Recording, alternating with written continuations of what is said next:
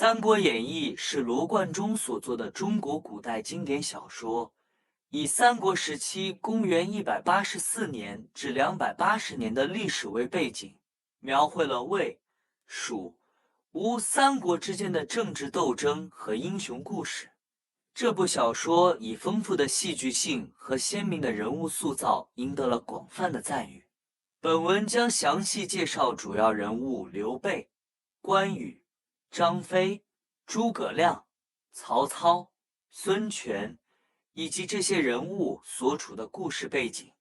刘备，字玄德，是蜀汉的建立者。在《三国演义》中，刘备被描写为一位仁爱、宽厚的领导者。他出身于一个贫困的支部家庭，但凭借住强烈的抱负和非凡的领导才能，最终建立了蜀汉政权。刘备性格仁义，对部下关羽和张飞情谊深厚，三人是同生死，形成了牢不可破的兄弟情谊。刘备以建立仁政和救济百姓为己任，他的领导风格深受百姓爱戴。尽管他一生经历多次挫折，但最终在诸葛亮的辅佐下，成功建立了蜀汉政权。刘备的历史形象在《三国演义》中被赋予了极高的道德标准和英雄色彩。关羽，字云长，是刘备的重要助手和蜀汉的核心人物之一。关羽在《三国演义》中被塑造成一位具有神奇般的英雄形象，勇猛且忠义。他的经典事迹包括过五关斩六将，这一事迹彰显了他的无比勇气和智慧。关羽在《三国演义》中象征着忠义和武勇，被尊奉为关帝。他在蜀汉的建立过程中发挥了不可替代的作用，尤其是在保卫蜀汉和对抗敌军方面。关羽的死亡成为了蜀汉的一大损失，他在后来被神化，成为了道教和民间信仰中的重要神奇。张飞，字翼德，是刘备的另一位得力助手，以豪迈、直爽著称。他与关羽一起协助刘备建立了蜀汉政权。张飞拥有极高的武艺和胆略，性格上有一定的冲动和粗暴，但对刘备和关羽非常忠诚。张飞的经典事迹包括在长坂坡上面对曹军的攻击时勇敢地阻挡敌军，显示了其非凡的勇气。张飞在《三国演义》中被描写为一位无畏的英雄，他的豪情和勇猛为蜀汉建立奠定了坚实的基础。诸葛亮，字孔明，号卧龙，是蜀汉的丞相，刘备的得力谋士。诸葛亮以其高超的智慧和卓越的谋略著称，在《三国演义》中被描写为一位天才的军事家和政治家。他的计谋包括了著名的火烧赤壁、木牛流马等策略。诸葛亮在刘备去世后，辅佐刘备的儿子刘禅，继续稳定和发展蜀汉政权。他的忠诚和智慧使他成为三国时期最具影响力的军事和政治人物之一。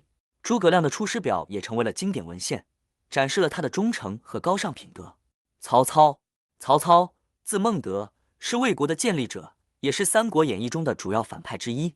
曹操以其卓越的政治和军事才能著称，他的治理和谋略使魏国迅速崛起。虽然《三国演义》对曹操的描写往往侧重于其奸诈和权谋，但实际上他是个极具才能的统治者和军事家。曹操在北方建立了强大的政权，通过一系列战争和政治手段，稳定了北方局势，对魏国的发展起到了关键作用。曹操的名句“宁叫我负天下人，休叫天下人负我”，充分展示了他的权谋性格。孙权，字仲谋，是吴国的建立者。孙权继承了其父孙坚和兄长孙策的事业，担任吴国的领导。孙权以其政治智慧和军事才能稳定了南方，并与魏国和蜀汉进行了多次外交和军事斗争。孙权在《三国演义》中被描写为一位精明的统治者，他在赤壁之战中与刘备联手击败了曹操，为吴国争取了重要的发展机会。孙权的政治手段和外交策略使吴国成为三国中的一个稳定势力。故事背景：三国时期的背景由汉朝末期的动荡局势开始，随着黄巾之乱的爆发，汉朝中央政权逐渐衰落，地方军阀崛起，形成了多个割据势力。在这样的背景下，刘备、关羽、张飞等人物崛起，建立了蜀汉政权。曹操在北方稳定政局，建立了魏国。孙权在南方巩固了吴国的统治。三国之间的政治和军事斗争，形成了《三国演义》中多彩的故事情节。这些故事不仅展示了人物的智慧和勇气，也反映了当时政治和社会的复杂性。《三国演义》中的故事涵盖了许多经典的历史事件，如赤壁之战、三顾茅庐、华容道等。这些故事既充满了智谋和勇气，也展现了人物间的深厚情感和复杂的政治斗争。这部作品不仅是一部历史小说，更是中国文化的重要组成部分，对后世的文学、戏剧和电影产生了深远的影响。